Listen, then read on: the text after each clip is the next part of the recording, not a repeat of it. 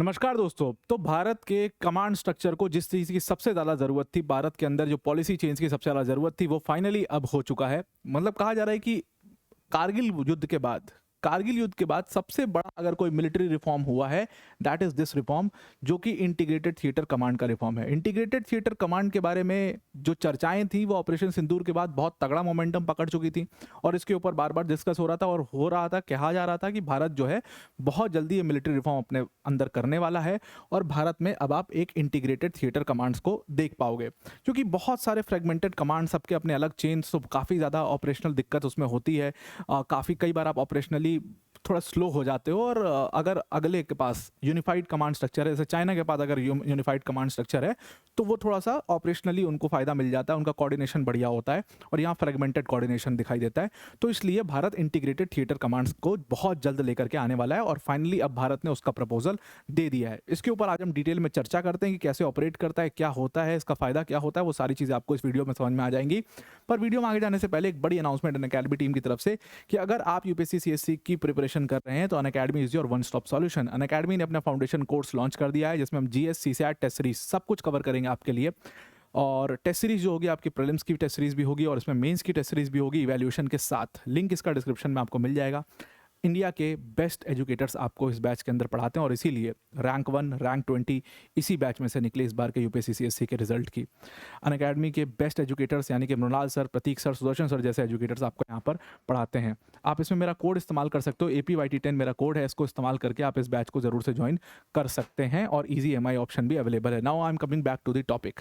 तो ऑपरेशन सिंदूर हुआ। ऑपरेशन सिंदूर में हमने देखा कि भारत ने बहुत ज़बरदस्त कोऑर्डिनेशन वहाँ पर दिखाया। ऑपरेशन सिंदूर के बाद एक इमेज जो है वो काफ़ी ज़्यादा वायरल हुई थी, वो इमेज ये है, आपको दिखाई दे रहा होगा कि एक यहाँ पर ऐसा पूरा जैसे आप मूवीज़ में देखते होगे, जैसे आपने कई सारी अमेरिकन मूवीज़ में देखा होगा कि इस तरीके का एक ऐसा बड़ा सा थिएटर होता है जिसमें प्रेसिडेंट भी उनके चले जाते हैं और ऐसा थिएटर रहता है और यहीं से सारे डिसीजंस होते हैं। वो वहाँ पर जो वॉकी टॉकी, मतलब वो जो उनका सर्वर होता है उस पर बता रहे होते हैं, वो सारी चीज़ें यहाँ पर ट्रैक कर रहे होते हैं और वो वहाँ पर बता रहे होते हैं ऐसा करो, अब ऐसा करो, अब यहाँ पर इनकी पोजीशंस हैं, यहाँ पर आपकी पोजीशंस लगाओ। ये सारा कुछ इस थिएटर से ऑपरेट करते हैं। यही कुछ एग्जाम्पल, ये एक तरीके का उदाहरण है सेंट्रल कमांड का। मैं इसको आपको दिखाने की कोशिश अभी थोड़ी देर में हम करते हैं। तो ऑपरेशन सिंदूर के बाद ये चीज़ें जो है वो काफ़ी मोमेंटम में आई। मतलब एक ज़बरदस्त का कोऑर्डिनेशन आपने पूरे ऑपरेशन सिंदूर के दौरान देखा और इसी के बाद चर्चाएं जो है वो इंटीग्रेटेड थिएटर कमांड्स की शुरू हो चुकी थी। तो पहलगाम टेरर अटैक हुआ और उसके बाद जिस तरीके से ऑपरेशन सिंदूर में भारत ने रिएक्ट किया, भारत की तीनों फोर्सेस यानी कि इंडियन आर्मी, इंडियन एयरफोर्स और नेवी, तीनों ने कोऑर्डिनेट करके जिस तरीके से रिएक्ट किया, पाकिस्तान समझ ही नहीं पाया हुआ क्या, और वो एकदम बिल्कुल जो उनके जो टेरर आउटफिट्स थे वो पूरी तरीके से धाराशाही भारत ने कर दिया और उसमें ज़बरदस्त कोऑर्डिनेशन दिखाया और वहीं से चर्चाएं इंटीग्रेटेड थिएटर कमांड्स की शुरू हो चुकी थी। अब देखिए ये इंटीग्रेटेड थिएटर कमांड्स कैसे काम करता है। तो आपने देखा कि फाइटर जेट्स ने जो टेरर लिंक टारगेट्स थे, जो सैटेलाइट फुटेजेस भी आई थी, उनको टारगेट किया, उनके ऊपर स्पेसिफिकली वहीं पर बॉम्ब गिरा करके उनको ख़त्म किया। मुरीद के में लश्कर तैयबा का जो हेडक्वार्टर था, जैश ए मोहम्मद का जो हेडक्वार्टर था भावलपुर में, उसको ख़त्म किया पूरी तरीके से, और भी कई सारे टेरर आउटफिट्स को जो POK वाला रीजन है वहाँ पर ख़त्म किया।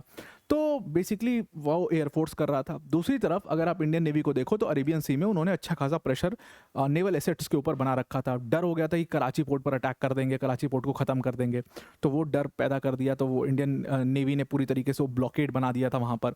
उसके बाद इसी के साथ साथ आर्मी जो है वो लाइन ऑफ कंट्रोल संभाल रही थी, क्योंकि उनको पता था कि पुश कर सकते हैं LOC के ऊपर, वहाँ पर अटैक करके हमारा ध्यान भटका सकते हैं। तो आर्मी पूरी तरीके से वहाँ पर रेडी थी। ये जो पूरा सिंक्रोनस टाइप का पूरा जो ये थीम आप देख रहे हो, ये जो पूरा रिदमिक एक्शन था भारत का, वो दिखाता है वही एक्चुअल में it was a start of the theatre command, the central theatre command. ये इस चीज़ का इंटीग्रेटेड जो कमांड स्ट्रक्चर की बात हम कर रहे हैं वो उसका स्टार्टिंग था। इसी का बड़ा लेवल एक इंटीग्रेटेड थिएटर कमांड बोला जाता है। तो क्योंकि तीनों फोर्सेस जो हैं उन तीनों को एक साथ एक्ट करना है, जितने डिसीजंस, क्योंकि ये सब एक ही वॉर में इन्वॉल्व हैं, तो जितने डिसीजंस लेने वो सब जो है वो एक ही तरीके से होने चाहिए, कोऑर्डिनेटेड होने चाहिए। आर्मी ने कुछ किया, उसका कोऑर्डिनेशन एयरफोर्स, और उसका कोऑर्डिनेशन फिर नेवी, एकदम कोऑर्डिनेटेड तरीके से इनको काम करना पड़ेगा। अब इसमें क्या है, इंडिया के पास कुछ लिमिटेशंस हैं जो एकदम बिल्कुल ऑपरेशन सिंदूर के दौरान सामने आई। वो लिमिटेशंस क्या थी? वो था हमारा फ्रेगमेंटेड कमांड स्ट्रक्चर। अब भारत क्या है, भारत के पास कोई इंटीग्रेटेड कमांड स्ट्रक्चर नहीं है। तो फ्रेगमेंटेड कमांड स्ट्रक्चर है। तो अब एयरफोर्स अगर वहाँ पर ऑपरेट कर रहा है तो एयरफोर्स का अलग कमांड चेन है, आर्मी का अलग कमांड चेन है, नेवी का अलग कमांड चेन है। उसके अंदर भी ईस्टर्न वेस्टर्न कमांड्स बटे हुए हैं। तो ईस्टर्न का अपना अलग है, नॉर्दर्न का अलग है, वेस्टर्न का अलग कमांड स्ट्रक्चर है। तो उनकी अपनी अपनी हायरकी है। अब इतने सारे फ्रेगमेंटेड कमांड से दिक्कत ये होती है कि कोऑर्डिनेशन में बहुत सारी दिक्कत आ रही है, और ये चीज़ जो है ऑपरेशन सिंदूर के दौरान समझ में आई, ये लिमिटेशन हमें समझ में आया। जैसे आप एग्जाम्पल के तौर पर थोड़ा सा इसको समझिए, मान लीजिए कि आप चाइना के साथ एक वॉर में चले जाते हैं, कॉन्फ्रंटेशन में चले जाते हैं, तो आर्मी का जो ईस्टर्न कमांड हेडक्वार्टर है जो कि इस समय कोलकाता में है, उसको रिएक्ट करना पड़ेगा, और इसी के साथ साथ एयरफोर्स भी वहां पर आएगी। एयरफोर्स का जो सेंट्रल ईस्टर्न एयर कमांड है वो that is located into Shillong. अब कोलकाता से एक रिएक्ट कर रहे हो आप, एक कोलकाता से वर्क कर रहा है, एक शिलोंग से वर्क कर रहा है। कोलकाता से जो वर्क कर रहा है वो उनका कमांड चेन बिल्कुल डिफरेंट है, जो शिलोंग से वर्क कर रहा है उनका कमांड चेन बिल्कुल डिफरेंट है। अब इनको जब कोऑर्डिनेट करना होगा डिफरेंट कमांड स्ट्रक्चर से, तो बहुत बार क्या होगा कि ऑपरेशनल प्रॉब्लम्स आएंगी, और इससे क्या होगा कि आपका रिस्पांस टाइम जो है वो बढ़ जाएगा, ऑब्वियसली रिस्पांस टाइम बढ़ जाएगा। अब अगर चाइना के पास, जो कि है उनके पास, अगर यूनिफाइड कमांड स्ट्रक्चर है, मतलब एक जगह से, एक रूम से सारी डिसीजंस ली जा रही हैं, एक पर्सन वो सारे डिसीजंस ले रहा है, तो जाहिर सी बात है उनको फायदा होगा, वो बहुत फास्ट जो है रिएक्ट कर पाएंगे, वो फास्ट मूव कर पाएंगे, क्विक डिसीजंस ले पाएंगे, और हम थोड़ा सा उसमें स्लो हो जाएंगे। तो अब अगर आप इस फ्रेगमेंटेड कमांड स्ट्रक्चर को हटा दो और एक सिंगल कमांड स्ट्रक्चर ले आओ, और उसको एक सिंगल कमांडर लीड कर रहा हो, तो क्यों ना बहुत अच्छा हो जाए।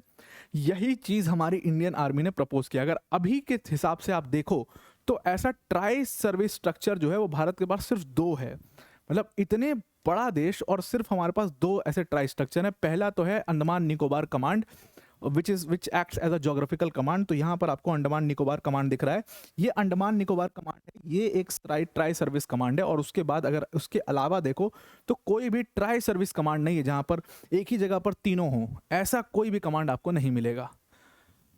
और दूसरा जो हमारे पास ट्राई सर्विस कमांड है that is the strategic forces command, जो कि इंडिया के न्यूक्लियर एसेट्स को मैनेज करते हैं। इसके अलावा आपको कोई भी ट्राई सर्विस कमांड यहाँ पर नहीं दिखेगा, और इसी वजह से भारत को कई बार रिस्पांस टाइम जो है भारत का वो ज़्यादा हो जाता है। इसी चीज़ को ठीक करने के लिए हमारे जो चीफ ऑफ डिफेंस स्टाफ हैं इंडियन आर्म फोर्सेस के, जनरल अनिल चौहान जी, उन्होंने एक प्रपोजल जो है वो दिया और कहा कि हम इस प्रिंसिपल थिएटर कमांड्स को के अंदर कुछ स्ट्रक्चरल रिफॉर्म्स लाना चाहते हैं, कुछ चेंज करना चाहते हैं। पूछा गया क्या चेंज किया जाएगा, उन्होंने कहा कि हम इंटीग्रेटेड कमांड स्ट्रक्चर्स लेकर के आएंगे। कैसे लाएंगे, इसको हम 3 भागों में तोड़ेंगे। सबसे पहली चीज़ क्या होगी, जो पहला होगा उसको नॉर्दर्न थिएटर कमांड बोला जाएगा। ये नॉर्दर्न थिएटर कमांड जो है ये चाइना का फ्रंटियर संभालेगा, चाइना से रिलेटेड सारे जो इश्यूज हैं, चाइना का जो पूरा फ्रंटियर है, चाइना बॉर्डर जो है उसको पूरा ये ऑपरेट करेगा, उसको पूरा संभालेगा। और इस नॉर्दर्न थिएटर कमांड का हेडक्वार्टर होगा लखनऊ के अंदर, लखनऊ के अंदर इसका हेडक्वार्टर होगा। और जो टेरेन है चाइना के साथ हमारी, उसको देखते हुए एक आर्मी ऑफिसर को, जो वहाँ पर ऑपरेट कर पाए, एक आर्मी ऑफिसर को इस नॉर्दर्न थिएटर कमांड का हेड बनाया जाएगा। उन्हीं का डिसीजन फाइनल डिसीजन होगा, उन्हीं के डिसीजन से हम चलेंगे। दूसरा होगा हमारे पास वेस्टर्न थिएटर कमांड। पाकिस्तान की सारी बदमाशियां ये वेस्टर्न थिएटर कमांड देखेगा, और ये पाकिस्तान से रिलेटेड जो बॉर्डर है उसको पूरा संभालेगा। और जो पाकिस्तान का प्लेन डेजर्ट टेरेन है उसके लिए हम यहाँ पर एक एयरफोर्स ऑफिसर को, क्योंकि air force becomes very very important in Pakistan, तो उसके लिए हम एक एयरफोर्स ऑफिसर को वहाँ पर उसका जो अपना वेस्टर्न थिएटर कमांड है उसका हेड बना देंगे। Then comes the third command that is the maritime theatre command. और इस मैरीटाइम थिएटर कमांड का आप नाम से समझ ही गए होंगे कि जो इंडियन ओशन रीजन है उसको संभालने के लिए बनाया जाएगा, और इसका हेडक्वार्टर जो है वो तिरुवनंतपुरम में होगा, और एक नेवल ऑफिसर जो होंगे वो इसके हेड होंगे। तो इस तरीके से हमारे पास 3 कमांड्स होंगे। और इसी के साथ साथ उन्होंने कहा हम अपने एक separate command structure cyber warfare के लिए और स्पेस ऑपरेशंस के लिए बनाना चाहते हैं। जैसा हम यूएसए केस में देखते हैं तो उन्होंने अपना साइबर जो कमांड है उसको बिल्कुल अलग रखा हुआ है, वो अलग तरीके से काम करता है। अभी जो पूरा प्रपोजल है ये यूएस के तरह बहुत ज़्यादा मिलता है। यूएस बिल्कुल इसी तरीके से यूनिफाइड स्ट्रक्चर्स में काम करता है, यूनिफाइड कमांड स्ट्रक्चर्स में उन्होंने अपना डिफरेंट कमांड्स बना रखे हैं। तो उनका एक एक्ट है जिस is called gold water Nichols act, उसके अकॉर्डिंग उन्होंने कई सारे जोग्राफिक कमांड्स बना रखे हैं। जैसे पहला है इंडो पैककॉम, ये इंडो पैसिफिक को संभालता है, पूरी कमांड स्ट्रक्चर है जो कि पूरे इंडो पैसिफिक रीजन्स को संभालता है। तो उन्होंने रीजन स्पेसिफिक बना रखा है। एक सेंट्रल कमांड है उनका, इसी तरीके से एक साइबर कमांड है उनका, और इसी तरीके से एक उनका स्ट्राटकॉम है।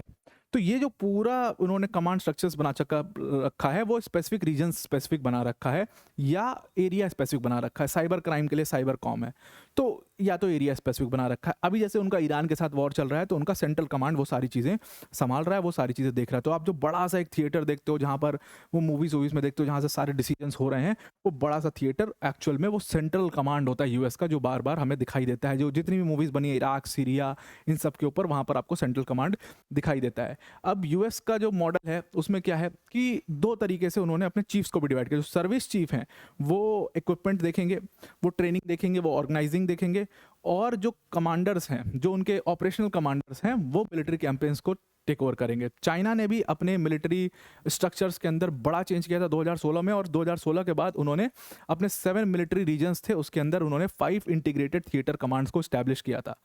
और इसीलिए कई बार जो हमारे रिटायर्ड आर्मी ऑफिसर्स हैं वो इस चीज़ को बोल चुके हैं कई बार कि वेस्टर्न थिएटर कमांड जो है, जो कि इंडिया का इंटायर बॉर्डर उनका संभालता है चाइना का, वो यूनिफाइड है। वहीं पर हमारे पास ऐसे 7 अलग अलग कमांड्स हैं वहीं पर उसी चाइना बॉर्डर पर। तो हमारा बहुत फ्रेगमेंटेड है, उनका बहुत यूनिफाइड है, इसलिए उनको कई बार फ़ायदा होता है, उनको कोऑर्डिनेशन करने में कई बार एडवांटेज होता है।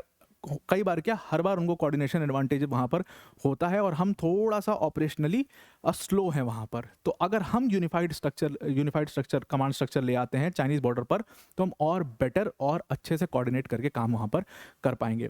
अब इस मूव के बारे में आपका क्या ख्याल है, ज़रूर से कमेंट करके बताइएगा। आई होप आपको पूरा आर्टिकल समझ में आ गया होगा।